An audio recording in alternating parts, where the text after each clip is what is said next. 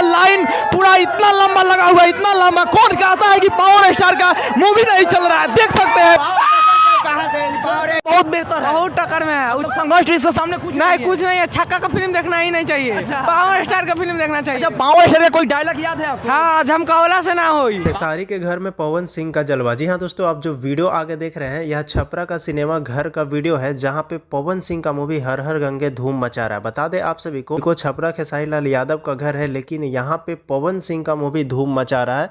और देख सकते हो यह रात का सीन है, जहाँ पे पवन सिंह के फैंस हजारों की संख्या में पवन सिंह का इस मूवी को देखने के लिए आए हैं, जो कि आप यहाँ पे वीडियो को देख सकते हो। इसका शूटिंग लेवल बहुत हाई है, साउथ को टक्कर देगा। जलते हुए दियो को परवाना क्या मजा है, जो जिंदों को नहीं जला पाते वो मुर्दों को क्या जलाएंगे।